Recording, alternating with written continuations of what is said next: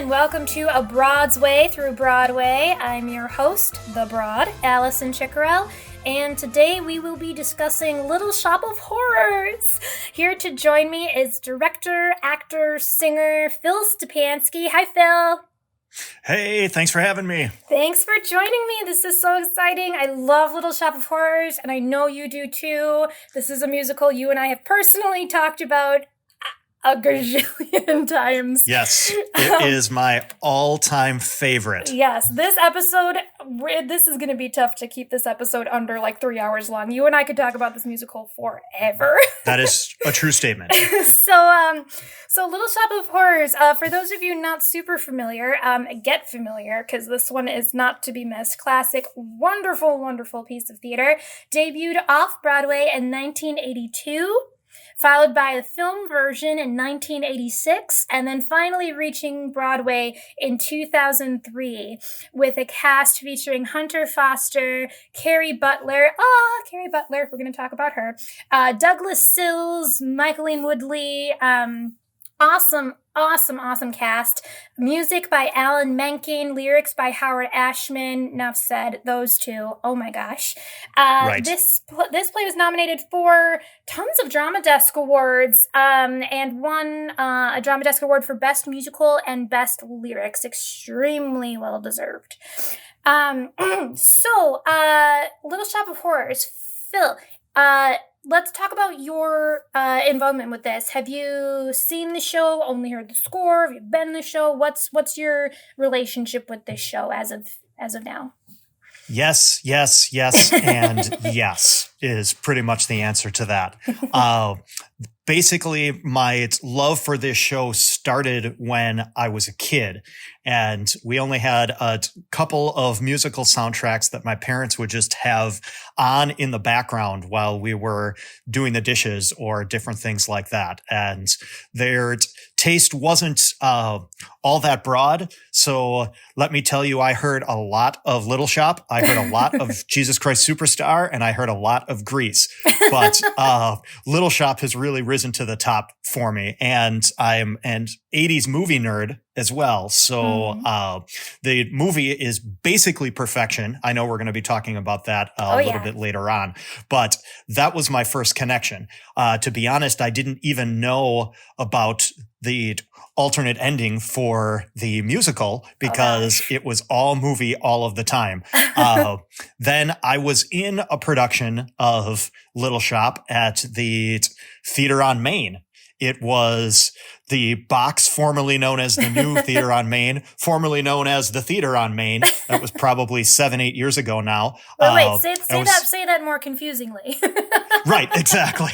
So it's amazing how things go full circle. But I was in the ensemble of a production on that. I've seen a bunch of local productions, and then really the peak was, I think, 2 years ago. My family went up to Stratford, Ontario, and saw the Stratford Festival version of it, and it actually just blew my socks off. It was absolutely amazing. It was the first time that my two kids had seen a show, and I told them, guess what? You're never going to see anything better than this. So the bar is so high right now that there's no way to be able to come back down from it. They can just never see theater again now. Right, exactly. Or at least they can never see Little Shop of Horrors again because they're never going to see a version that's better than the one that was in Stratford. It was amazing. Oh my gosh. How tough is that going to be someday if you jump into another production as like Seymour or The Dentist or Mushnick or someone and they're going to come see it and be like, Dad, the Ontario version was so much better. Actually, I will probably agree with them. I would absolutely love to be able to have another multiple cracks at performing in this show. And I love it and it's fun, but it's no Stratford and that's okay. Now let me ask, how old were your kids when they saw it, when they saw the Ontario one? So this was 2 years ago. So they were 9 and 7 at that point. Okay. Because for those of you who are not familiar with the show, it is technically known as a horror musical. It's a dark comedy horror musical, which obviously when you hear dark comedy and you hear horror, you think not appropriate for kids. But I know that you just said you grew up listening to it as a kid in your home, and your young children also very familiar with this show. I was very familiar with this show, growing up with the movie, as a child, and never really dawned on me as a kid that this is not appropriate for me. It's too dark, and there's some content and stuff that we'll get into. But it's interesting how you have this dark comedy horror musical that kids love. Right. Well, and I think what you said there was really important. The fact that it is comedy, like it probably falls into the genre of horror, but it is so cheesy and so campy and so over the top that the potential scariness of it just totally goes away. Yes. When I had to introduce this to my two boys the first time, oh, what's this show about? Or what's this movie about? They watched the movie before going to see the play. Oh my gosh, explaining the plot of this musical is always hilarious. Right. And basically it's a story about a man-eating plant. Mm-hmm. Done. Yeah. And for two young boys, that's enough. We want to watch this. Absolutely. I mean, and there's some good singing in it.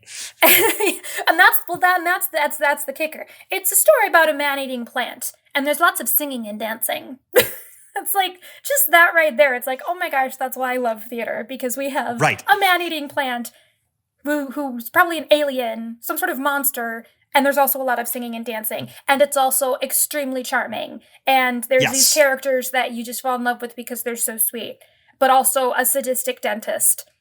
Like, it sounds like for someone not familiar with this show who hears what I just said, they probably think I'm nuts and I'm making this up, but everything I just said is completely accurate. So, which is exactly why we love this crazy, crazy musical.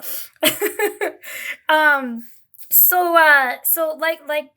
you said you were introduced to the show at a young age.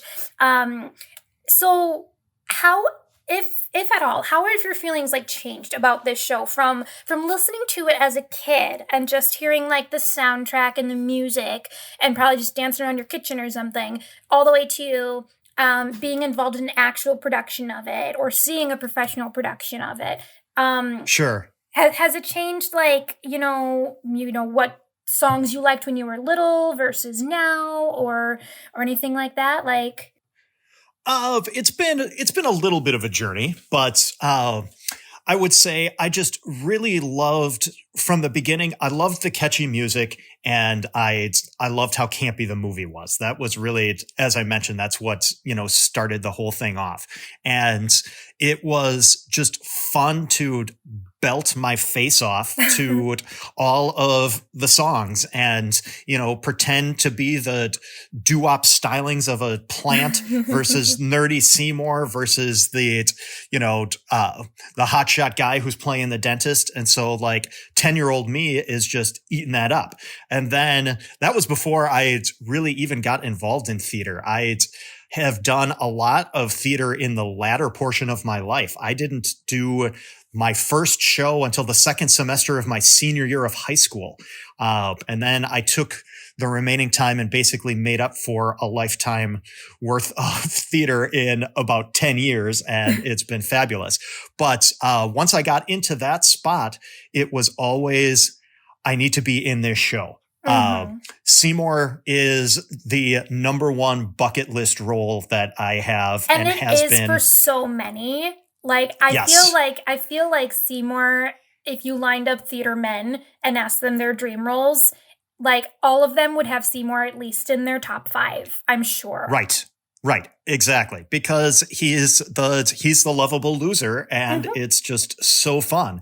And I know that when I shave my beard, I have a baby face, but I am closer to middle age now than I am to 20-year-old Seymour. So it would need to be it would need to be the right time in the right spot with the right mix of people for me to do Seymour again. But that doesn't mean that I wouldn't have a chance to be able to play the dentist or the plant or Mr. Mushnick one day, and who's the classic old guy that's going to be in there. So I expect to have a relationship with this show for a long time.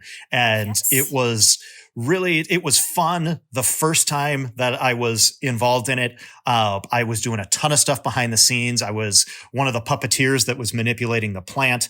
I was in the ensemble, so was just doing a ton of different behind the scenes things.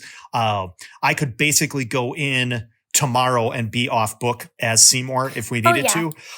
So that's not going to be a problem.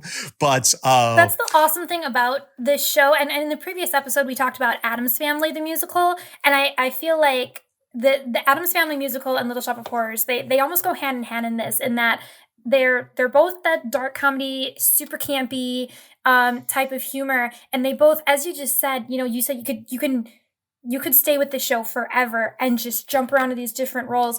Every role in this show rocks. There is not a throwaway role in this show. The ensemble is typically, unless with the exception of like school productions where they throw, 150 doo-wop girls in there and 150 ensemble. Aside from those, typically this show is done with, the main characters and the supporting characters, and you have a small ensemble of like maybe 3 or 4 people. And it is, I know for me, I've played Ronette before. I'd love to play Audrey. I'd love to play the voice of the plant. I think a girl plant is a cool idea sometimes. That would be awesome. Yeah, it would be super fun. But honestly, like any opportunity to just be involved in this production, because the music is just so great. The story is just so crazy and fun and awesome. It's one of those shows where it's like you can't lose if you have any involvement in it, on stage or off. To be able to go back to your original question, we had maybe veered off course just a little bit. No way. But I know that's hard to believe. But one of the things that I realized once I became an adult and, started to get involved in so much more theater and started to do it more, more difficult work than listening to the CD in my kitchen with my mom, kind of a thing. The music is challenging. Yes. Like the doo-wop girls are 3-part tight harmony. That is not an easy thing to be able to do. And to be able to layer on some of the different ensemble roles, the ensemble is not featured in a lot of the songs. It's just a handful. But when they do, it's blow the roof off of the theater, type of a thing. Yes. And that is fun. And that's a great way to be able to transition from belting in your kitchen to standing in the theater and trying to blow the roof off. But there's a lot of nuances to the music for sure. And it's one of those shows that just now, even watching it, having in other productions when I'm not necessarily a part of it, it just gives you the warm fuzzies to be able to hear other people blowing the roof off, or a nice, love song between Seymour and Audrey and all of that. It gives you the feels, even though you know what's coming. And that's one of the things that just makes it, so fun. And just and we talked about this in the Addams Family episode too. It's crazy that we talk about the love story between Seymour and Audrey. The two main characters are romantic leads, that their story can be so charming and so loving, yet there's still a man-eating plant as the main part of the plot here. And you think, how can those two things go together? And most importantly, still work. That it still works. We talked about that in Addams Family. We talked about there's this very sweet, tender moment between Gomez and Wednesday when Gomez sings this song about a father to his daughter, about how difficult it is to see her grow up, because she'll always be his little girl, and how sweet and tender that moment is. And then we jump right back into Crazier Than You, which is Wednesday, shooting a bow and arrow at Apple across Lucas's head and almost killing him by shooting an arrow through his head. And it's how does that work? But it does. It's the magic of theater. That's how it works. But it does, and that's what makes such a great musical, is that you can have that ridiculousness, but also that stuff that pulls at your heartstrings, and that it still flows, transitions somehow. And I'm gonna jump back to something you said too with the characters in the show and the type of casting that it can be. And that, even though it's Alan Menken. I mean, Alan Menken, for those of you who don't know, Alan Menken does a lot of Disney stuff. He's done tons and tons of Disney work, including also like Newsies, some of his also other Broadway work. We'll get into more Alan Menken stuff later, but Alan Menken, I feel like he's best known for creating earworms, those catchy melody, those really, really catchy melodies where you hear one of his songs one time and you will be able to hum it for the rest of your life. You don't have to learn it. It's just so catchy. But it's challenging vocally. The harmonies can be challenging vocally, and especially like you said, the doo-wop girls, Ronette, Chiffon, and Crystal, it's 3-part harmony with one singer on each one, and that is challenging, and that is why you see in a lot of local productions, I should say school productions and community theater productions, it's not uncommon for the director to actually cast more than 3 girls to add to have them be more of an ensemble, especially in school productions when you're dealing with students who just don't have much experience yet. I know when my high school did this production the year after I graduated, I was angry about it. I was like, really? The year after I graduated, you do this show? But then I went and saw it, and I saw that they had an ensemble of doo-wop girls. Instead of 3, they had like 9 or 10. And I remember thinking, okay, that's fine. Because I'm not sad I missed this then. Because I think the whole, it's like seeing more than one narrator in Joseph. It's like the whole point, in my opinion, in my really snobby opinion, I'm going to get really snobby for a second. The whole point of these roles and what makes them so special is the fact that it is these 3 girls on 3-part harmony and not more than that. That each of those girls is carrying her own. And same thing with the narrator in Joseph. The whole thing about her is that she is. The show was called Joseph and the Amazing Technicolor Dreamcoat, but it should be the narrator because she really is the one carrying that thing all by herself. So I get that title just isn't as catchy. That's the problem. Oh. It's totally catchy. No, that's a fair point. But with Little Shop, yeah, and I don't mean to sound snobby about school. School's got to do what they got to do, but I like seeing local theaters sticking with the way the casting is typically done with Ronette, Crystal, Chiffon, and that's it. But it is challenging. But that's what makes it special. So casting. Let's talk casting real quick. So we have, as I said, the original Broadway cast. Hunter Foster and Carrie Butler. Hunter Foster. You familiar with Hunter Foster at all, or not really? I'm not. So Bridges of Madison County, I think, was his other main credit. And the new musical, I don't know if it's not that new anymore. I'm old. I feel old. Ordinary Days. Okay. He originated his role in that. And Carrie Butler, she's my Broadway voice twin. So she and I are, yeah. No, she has no idea who I am. But she's important to me because she's kind of the, from the moment I heard her voice in Hairspray, she was Penny in Hairspray, and I was like, she sounds really young. Like her voice is very youthful sounding. Like she's in her like late 20s, 30s, and she still kind of sounds like she's 16. And that's my voice, and I've always been sensitive about that. I've always had kind of a little bit of self-confidence issues with that like my voice doesn't sound mature. It's strong, but it's not mature. And then here along comes Carrie Butler, this Broadway superstar who sounds like me, and it's like, oh, well, then it's okay because she's fantastic. So, right. So she was Audrey in the Broadway production, and so I have I've always had just high personal appreciation for that woman. But we can obviously admit after hearing the Broadway cast recording, after growing up with the movie. And we're hearing Rick Moranis and Ellen Green and it's like and Steve Martin, and it's like those people aren't singers necessarily. They're not singers. Carrie Butler and Hunter Foster are singers. They got these trained, polished voices. And then you have Ellen Green, Rick Moranis, and Steve Martin, where it's like they're actor singers. They're actors who can sing if you need them to. And I know you and I, being similar to that, you and I think would both consider ourselves actor singers as opposed to singer actors. Absolutely. I think we can agree we like that film cast because it's the actor singers more so than the singer. Yes. As much as I love Carrie Butler, Ellen Green is Audrey, and she forever will be Audrey. Right. So film cast, go.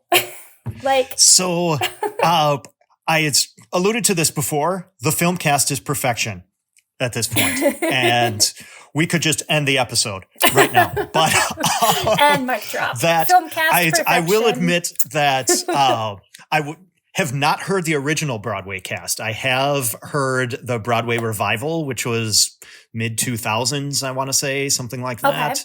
But I am not familiar with the original Broadway cast. My first exposure to this was the movie, and you would hit it right on the head. I have always considered myself to be an actor who can sing a little bit. And that's the beauty of Rick Moranis. That's why he can be my spirit animal, because I know that I can be cute and endearing and nerdy. And if I don't hit all the notes quite right, it's okay, because people still go, Seymour. Right. Exactly. Because that's not the priority of his character.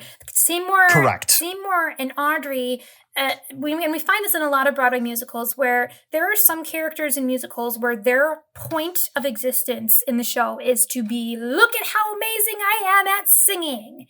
And then there are characters like Audrey and Seymour who, despite how strong suddenly Seymour is and how challenging that is to belt your face off in those songs, it really is more of, let's care about these characters a little bit more, and that's a little bit more important than look at how amazing I am at singing. I thought the fact that I feel like Rick Moranis and Ellen Green's Suddenly Seymour is so, I feel like it's just, for lack of a better phrase, better than the original Broadway cast, even though they are lesser singers than Carrie Butler and Hunter Foster, only because I believe them more. I just believe them more. Especially Rick Moranis. He's just so real. He's just well, and you feel the connection between them.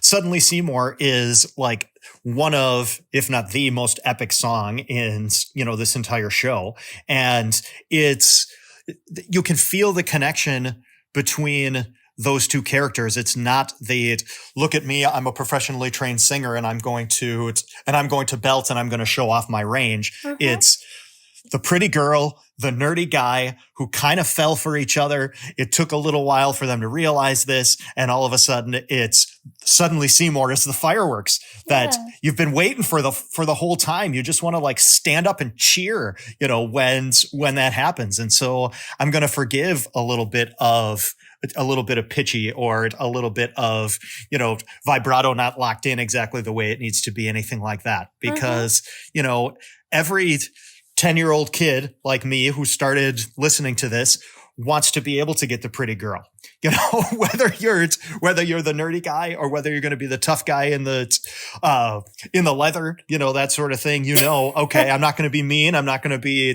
I would never, be as mean as that dentist guy. I'm more of a Seymour. I'm a nice guy, and that pretty girl is going to fall for me. And that's what 10-year-old me is saying. And it's a wonderful thing. Yes. Okay. So we talked about the film cast, Broadway cast a little bit. Now I feel like I know your answer to this because, as you said, film cast is perfection. But, Another World, you're given the job of casting the new Broadway musical of Little Shop of Horrors, and you have your pick of any Broadway actors, Hollywood actors, whoever. Who's in your cast? Oh, that is a tough question. I think I'm intrigued by the idea of a female plant, as you had talked about, for a new version. I don't have a name right off the top of my head, but you like the idea of it being a female. I love the idea of a female plant for sure, because it's a new twist, but it doesn't take you so far away from what the point of what it's going to be. I think that there could be something there. I think that for Oren the dentist as well. I mean, Steve Martin was hilarious in that part and is an okay singer.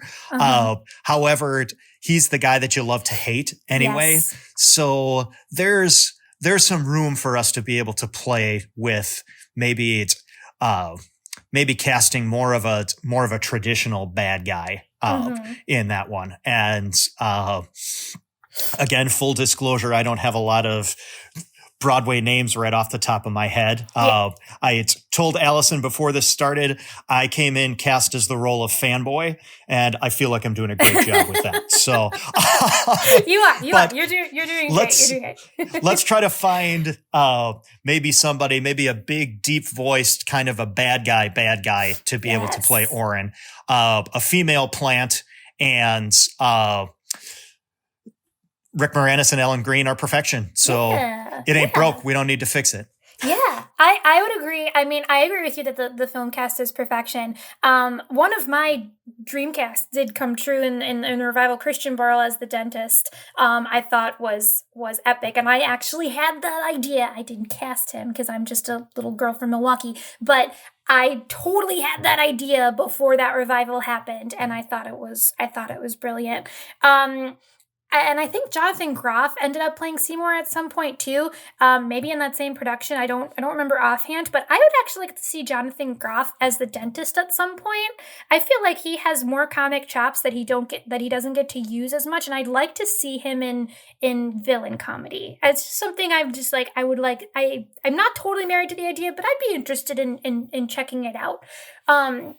And as far as the plant goes, obviously being a girl, I'm going to side with the plant can be a woman. And, but the tricky thing about the plant being a woman, it's got great aspects and not so great aspects. I love the idea of it being a woman because the lyrics that Audrey II says to Seymour they're so sultry and kind of sexual. And I feel like it being a woman's voice kind of works fun with that type of seduction that the plant is trying on Seymour. I feel like the female aspect of that works really, really well.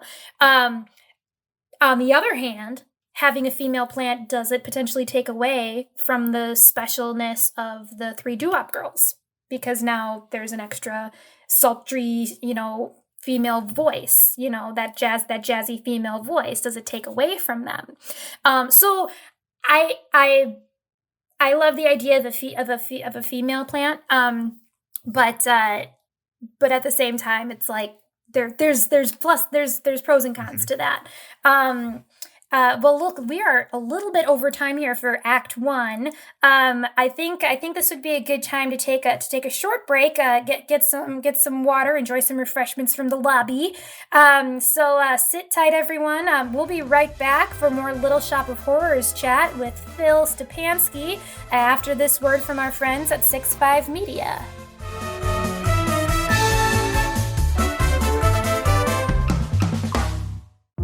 Hi there, I'm David. And I'm Kate. And we're the hosts of another Zelda podcast. There are so many good podcasts out there, and some of them in particular concern The Legend of Zelda. That's right, Kate, and we are another one of them. That is actually the name of our show, Another Zelda Podcast. And in our show in particular, we talk about some of our favorite dungeons, characters, boss battles. We have top 10 lists. Yeah, we do deep dives on game design and production aspects of the different Zelda games. And we talk about our own experiences. We do some review episodes, talk about our challenges, our struggles, and our victories. That's right. Really just almost anything that has to do with Zelda, we like to talk about it. A new episode comes out every other Friday, and you can subscribe to the show on Apple Podcasts, Google Play, and YouTube. And you can also check out our episodes on our website, anotherzeldapodcast.com. That's right. All right, we will see you there. Okay, bye. Hi, I'm Ryan. And I'm Mike. And we are brothers-in-law. We both love beer and are amateur home brewers. Wait, so does that make us brothers-in-law? I believe so. Every episode, we will talk about aspects of beer and home brewing. But nothing super technical because we're learning this too. So join us as we sit down together and dive into something beer-related. Whether it's a little field research, tasting a certain beer style, or beers from a specific brewery. Talk about our experiences brewing beer at home, including our own solo brews, as well as themed competitions we'll set up along the way. We will also talk about some of our favorite aspects of brewing, like hops, extra ingredients, building our brew cave, and more. And of course, our own misadventures that have happened along the way. So, if you like beer, are home brewing already, Or if you have an interest in home brewing and don't know where to start, join us on Brothers-in-Law Podcast on Apple Podcasts, Spotify, Google, YouTube, or wherever you listen to podcasts. and make sure to follow us on Twitter at Brothers-in-Law and check out our website, brothersinlaw.com. Cheers. Cheers.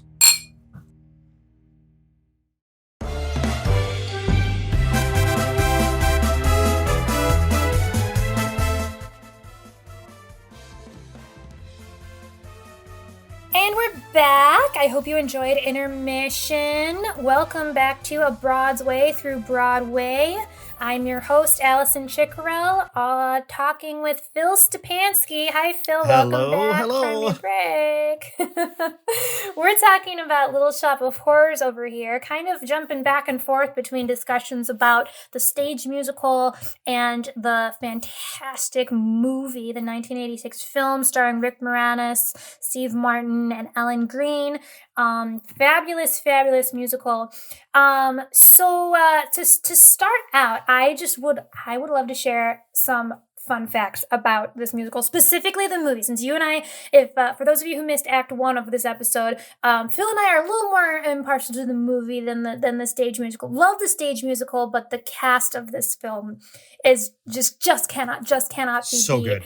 And obviously, with this being a 1986 kind of, horror, dark comedy, cult musical sort of thing, there's some crazy stuff that went on with this film. For those of you who aren't as familiar, we have this man-eating plant, right? I'm serious. And there's different versions of this plant, as it starts out as this little itty-bitty baby plant in this little what is it? It's a can, right? A little can of something that he keeps it in. It's like a coffee can. Yep. Yeah, the little can. Yeah. And it grows up to be this man-eating plant that can fit like full adult-sized bodies in its mouth. So there's puppets involved, puppets and robots and things like that. Everything from a little hand puppet all the way up to a larger puppet that we've learned from our fun facts that it took up to 60 technicians to actually operate the full-on grown-up Audrey II puppet, which is just nuts to me when I think I run a theater, so I think about budget stuff a lot, and when I go like, can we afford this $20 crown of a prop? Like, it's a crown, but we could make something out of paper and save $20, and then we have things like we needed 60 paid people to operate this one thing. Like, that's crazy. I mean, it makes total sense, but it's crazy. Then this is actually, I feel like this is a more widely known fact for those of you who are nerds like me and Phil about Little Shop of Horrors. This film, obviously we're talking 1986 here, so not as much computer animation going on yet or anything like that. We're dealing with a lot of puppets, a lot of robotics, and lower budget things, and just simpler. The plant. There's a song called "Feed Me," and that's sung by the plant. Audrey II is her name, is the name of the plant, and Seymour. And while the technicians are operating this plant, well, they can only move so fast, moving Audrey's mouth to when she's talking, or when he's talking. And Seymour, played by Rick Moranis, is a human being, obviously. So when they're talking and they're filming this, since they can only move so fast, they actually had to record a lot of sections of Feed Me at a slower pace, which meant that instead of Rick Moranis singing, "The guy sure looks like plant food to me, the guy sure looks like plant food to me," he had to go, "The guy sure," and so on and so on, which Rick Moranis stated was a B word, which we will say because we're trying to keep this episode clean, which is just so funny for us to know Rick Moranis as Seymour, to hear in our head, like to hear him say that was really fun to do. So we found that just kind of interesting because obviously with the stage musical, for those of you who have seen the stage musical, the plant just moves its mouth the best it can. Is it always completely in sync with what Audrey II is speaking with like the rate of speed? Of course not. It's live. We all do the best we can with whatever budget we're doing, whether we're a community theater doing this, a school theater, or Broadway. But for the 1986 film, yeah, they had to just do it slower, and that's crazy. I would have loved to see like behind the scenes for that.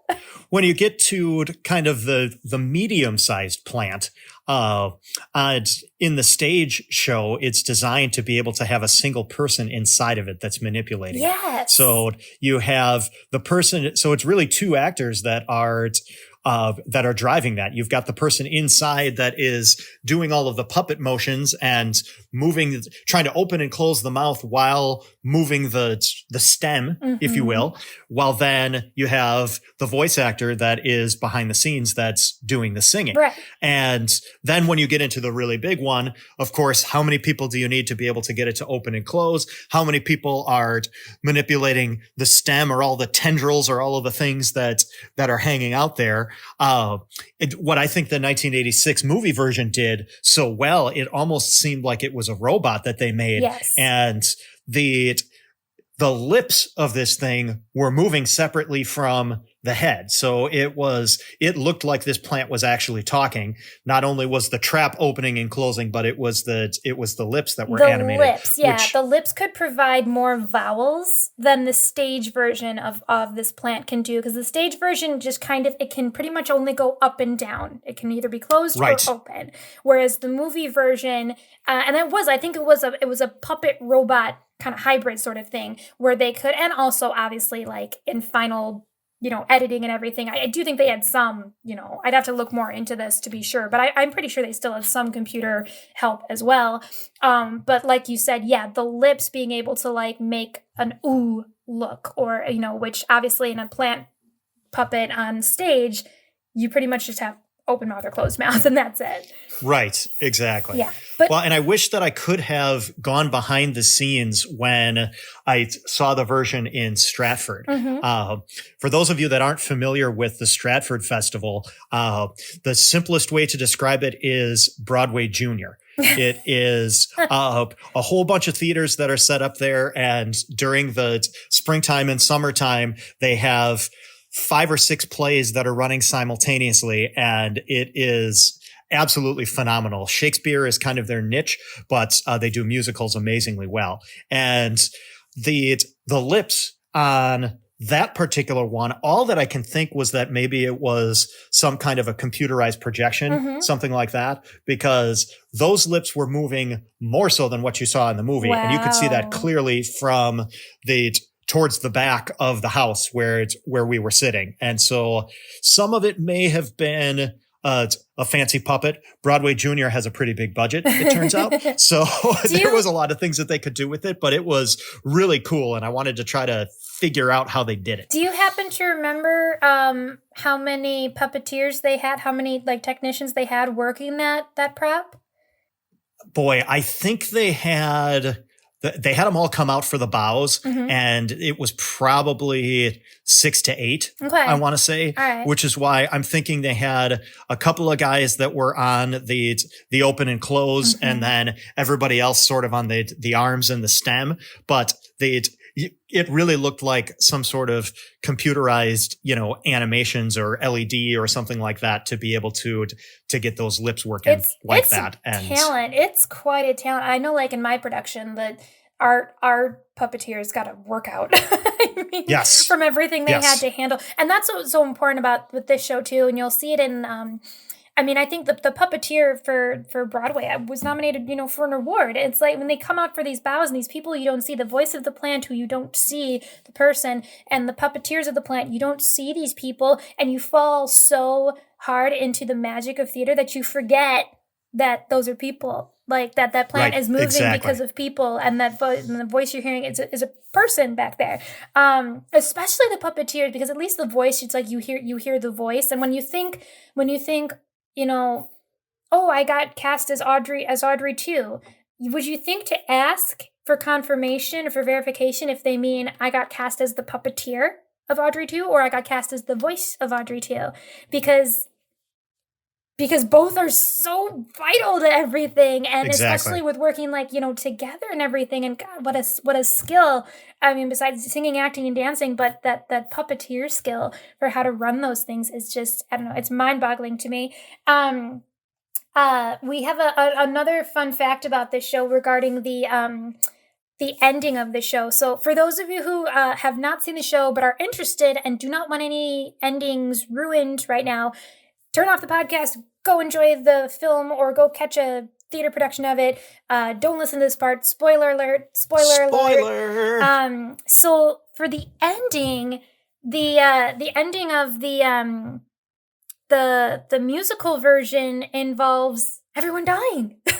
It involves everyone dying. It involves Audrey being fed to the plant, and then the plant basically taking over the universe, like this whole apocalypse thing of Audrey II beating everyone and everyone dying.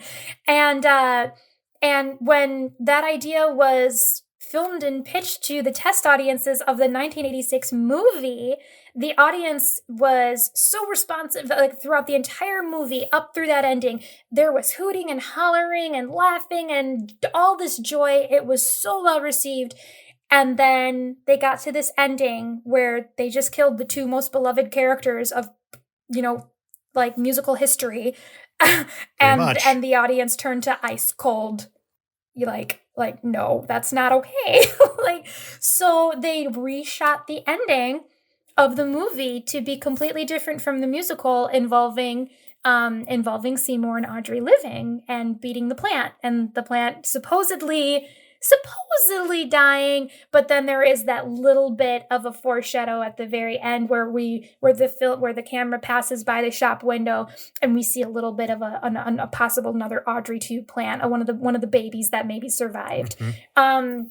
One of the little baby Audrey IIs. So I personally like that because I like the characters surviving, but then I feel like the little possible question mark foreshadow of, ooh, but there might be a baby left, I feel like is a compromise between the original ending of the plant winning and the test audience's reaction of, you can't kill these two characters. I feel like that little thing at the end kind of was like, I feel like that was a compromise. It's a nice little wink wink. I mean, if a tiny little Venus flytrap could wink, that's kind of what it's doing. I think in it the movie smiles. Anyway. It does a little. Yeah, it does the cute little. You've never and seen it's that kind a of plant and it's just smiling. growing in the garden, and it's just like, oh, I may not be gone. We're getting you set up for the sequel, and. As I mentioned earlier, the movie was my first exposure to this. So let me tell you, the first time that I saw the full stage musical, my mind was blown. I had no idea what was happening. Everybody's dying. And, it wasn't just a little, maybe we're going to take over the world. There's a whole song that's talking about each of the cities across the world that this thing is taking over. And sorry world, but you're all dead. And it's dark, for sure. It's dark, and it's how it ends, and it's just so crazy, especially because of as we've talked about this to death, that Audrey and Seymour, like, they're such wonderful characters. They finally get together. You care so much about these fictional characters, and then they die. It's like, what? And they profess their love in Suddenly Seymour, and about 10 minutes of stage time later, they're both dead. Yeah. And so not cool. Right? Alan Menken, come on. I know when I was in this show, I had issues with that because, again, too, like the movie, it's like, can we change it? Can we change it to the movie ending? It's like, well, that's just wildly illegal for us to do, so nope. But it's so much better. But yeah, it's crazy that ending. I think that's why I do enjoy. I always feel so refreshed whenever I watch the movie because I remember how much I prefer that ending. Absolutely. She comes up and we think they're dead, but it turns out they survived, and it's so like, oh, it's so wonderful. One more little fun fact about the movie. This is the least surprising fun fact ever. This is kind of like, duh, but Bill Murray, his cameo as one of the dentist's patients in the film, totally improvised. So Bill Murray plays this character who comes in and who has some sort of like mental thing where he gets really aroused by pain. So he goes to see Oren because he knows Oren is this dentist who loves to be a sadistic, dentist who hurts all his patients.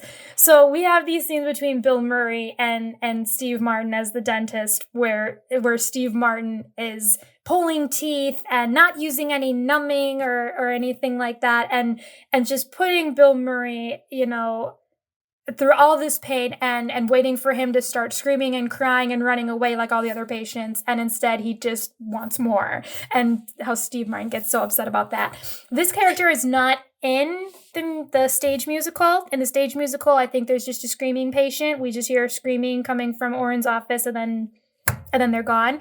But Bill Murray, bless his soul. As I said, least surprising fun fact ever that pretty much his scene with Steve Martin was not scripted. How could you possibly script something like that? And the two of them just playing off of each other. Bill Murray is enjoying it more and more and more, and Steve Martin is getting more and more angry as this is happening, and it's just building and building and building, and it's just a classic example of two really, really good actors just being in the moment and playing off of each other, and it's awesome. I don't know if when I see stuff like that, and I see stuff like this in TV shows and movies all the time where you get the right two actors together and it's just gold that's being created. And all I can think of is, oh my gosh, the crew watching this and like how they're like dying of laughter is not getting picked up, or if they're not, or if they're holding it back, or what. I just think like, oh my gosh, as like the videographer or the director or I don't know, the continuity person, anyone who's in that room watching that, I'm like, oh my gosh, I would be dead.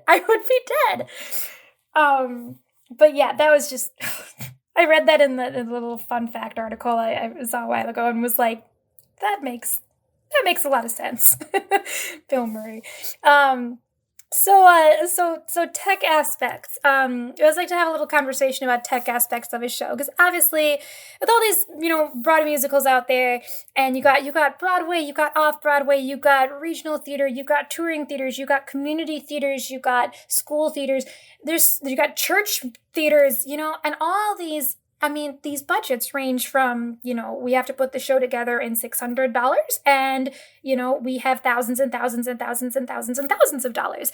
So I always enjoy talking about, different productions and what they call for tech-wise, how many special effects that are needed and certain kinds of sets that are needed and things like that. And here we have Little Shop, which... I've seen a handful of small productions of Little Shop, where the theater is small and you can tell it's low budget, and it still works and it's done pretty simply.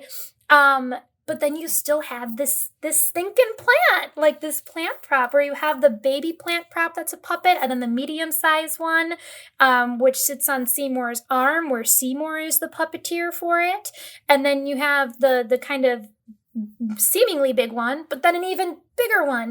Right. And then you think like, my gosh, I know that my theater is planning on doing the show. We were supposed to do the show in October of 2020 before the year of COVID, took over, but we plan on doing the show eventually too. And we're a small little black box theater where our plan is keep everything low budget except for our plants. Like pretty much our budget for the show needs to go to the plant or the plants. If you Google search Audrey II puppets, the range of these puppets, quality wise, is just it's so funny. Some of them are just dreadful. Right. But it's like a sock puppet almost. But it's like, good try. And it's like, and if that's all you could afford to manage, awesome. Or if it was made by the home ec club at school, cool. Like, I support that. But it's just so funny seeing the range from those to the professional plants and everything in between. But you were involved in a smaller production of this. What do you feel like it was a pretty tech heavy show, effects heavy show, outside of the plant needs or anything? Outside of the plant, not really. Mm-hmm. There's The challenge that you have on a stage, of course, as opposed to a movie, is that you're limited to the space that you have. The vast majority of the show takes place in the flower shop. Mm-hmm. So that's kind of your default set, and that's going to take most of the time. You just need to figure out a way that you can get these different levels of plants in as it's growing throughout the course of the show. And then you've got your dentist's office. It's a puzzle that way. Right. And then you've got your dentist's office, and that's really the other main set piece, if you will. And you don't necessarily need to have a whole different set. You don't need to spin it around and turn the flower shop into a different dentist's office, as long as you can have a section of the stage where you wheel out a chair Just and a a chair. light. Yep. It does its job pretty much. And, even the scenes that are outside, it kind of lends itself to set up one wall that's kind of at an angle so that you can have a door showing someone walking up the street and then entering, or being able to look through the glass, that kind of thing, which can be done relatively simply. And then, as you said, it is 100% the plant. That's where all of your tech is going to be. And in the world of high school or community theater, or even some, local professional theater, I might be making this up, but I sort of have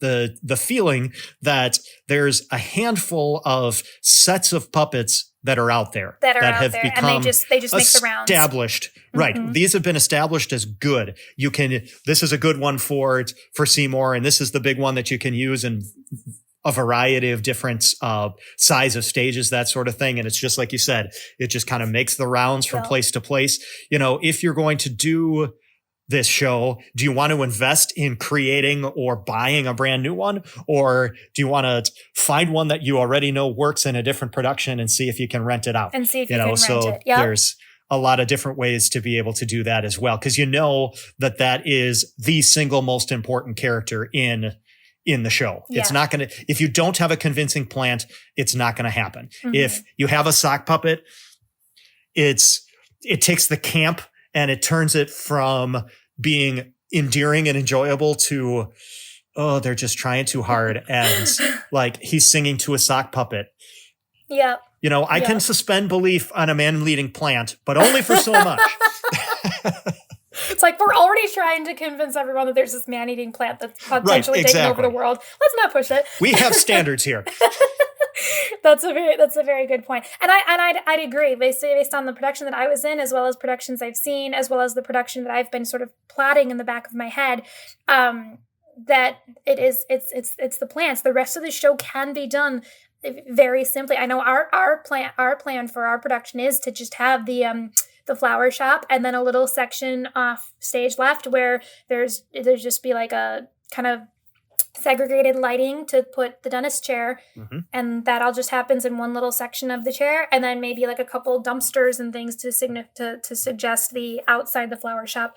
But like you said, you gotta, especially on a small stage, that plant, once it's big, it's like that's taken up it's very lucky that this show is not a dance heavy show, that this isn't like an Anything Goes or a chorus line where you have these big dance numbers. The doo-wop girls are the only ones who do a significant amount of dancing, and it's all doo-wop style dancing. It's very much like a lot of stuff as a choreographer, I look at this kind of stuff because Little Shop of Horrors is one of my dream shows to choreograph. I picked the show for our season specifically because of how badly I've needed to choreograph the show, but a lot of their dancing is underneath them. It's not a lot of sweeping across the stage. It's not a lot of high kicks where they need all this space or anything like this. It's a lot of hip work. It's a lot of shoulder pulses. It's a lot of footwork right underneath them. So even them as the dancers of the show, you don't need a lot of space for dancing, which obviously works out super, super well considering, like I said, small stage, you got your plant there. Good luck moving around. Well, that's another reason that this show really appeals to an actor like myself, because actor, yes. Singer, yes. Not quite as much as acting. Dancer, not so much. So there's still plenty of opportunity for that, because you're right, the doo-wop girls do their thing, but other than that, there's no dancing. Yeah. And it's man, the more dancing musicals that I can be in, the better. Mushnik Mushnik and Son, they have a little Mushnik and Son, Mushnik and Seymour have a little tango thing, but it's character driven. It's character driven and it's comical. And it's no one's trying to convince anyone that Seymour and Mushnik are professional tango dancers. Like in fact, the more they struggle with it, I think the more it works for their character. Absolutely. So yeah, for all you non-dancers out there, for all you singer actors who try to stay away from dancing as much as possible, Little Shop of Horrors is a good option, especially for men, because like I said, dancing wise, doo-wop girls, and that's pretty much it. So real quickly before we wrap up here, I'd love to talk just a little bit Alan Menken with you. So for those of you who don't know Alan Menken, get to know Alan Menken. He is, I don't know, he's a god in my opinion.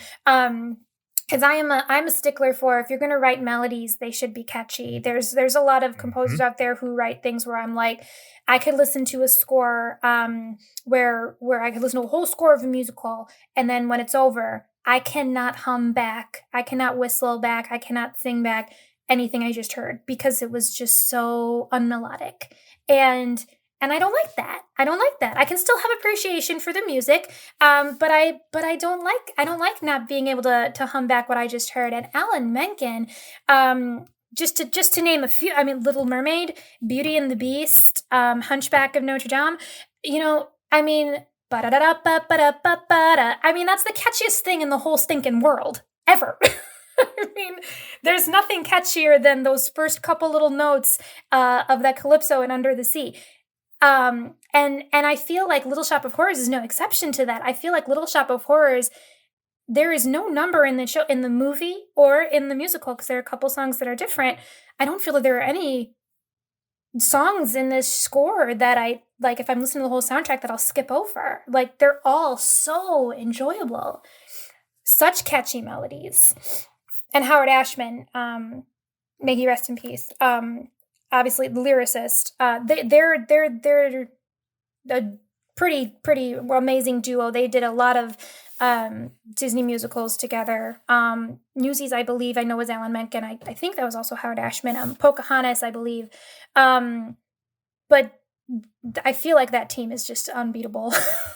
Yes. Perfection, if you will. When it comes to musicals, when it comes to brilliant lyrics, as well as bottom line, just a catchy melody, something to grab your attention, and something that you will be humming the rest of the day. It gets stuck in your head, for sure. So for those of you who aren't familiar with Alan Menken, I should rephrase that. Nobody's not familiar with Alan Menken. You just maybe don't know, because everyone knows Under the Sea and Beauty and the Beast and that stuff. Right. Just so you all know, that's all Alan Menken, and he's a god. There's that. I could talk about him forever, but I won't, because we are just about out of time. So Phil, any last words about Little Shop of Horrors for any of our listeners out there who are Little Shop of Horrors nerds like you and me, or people who are not familiar with the show and maybe are going to go get familiar with it? Any final comments from you? I would say once you become familiar with the show, you're going to become a Little Shop nerd. It's just kind of how it works. It is so cheesy. It is so campy, but the lyrics and the music are catchy, and the characters, you would love to hate the bad guys, and you would fall in love with our heroes, and it's absolutely wonderful. If you're not humming or singing Feed Me Seymour for a couple of hours after the time that you watch it, then I don't know. You're going to be. It's inevitable. There's no way around that. But we like this show, you guys. Yes. Can you tell? Exactly. We like it a little bit.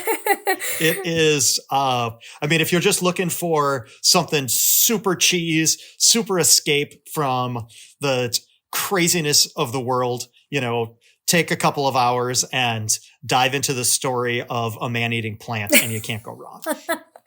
Well, thank you so much, Phil. This has been an absolute blast talking Little Shop of Horrors with you. I'd love to have you back for another episode sometime if we can. Absolutely, anytime. Got another show, and we've been a number of shows together, and I'm sure we could find another one to have a fun discussion about. No doubt. So just some social stuff real quick for those of you who would like to follow my little theater in Oconomowoc, Wisconsin over here. We got the Box Theater Company on Facebook. Otherwise, if you'd like more on me, you can follow me on Instagram, Allie.Chick. That's ALLI.CHIC. And that will do it for today. Thank you again, Phil. It was great having you here. For this musical conversation on A Broadway through Broadway. We will take our final bow and blackout and curtain.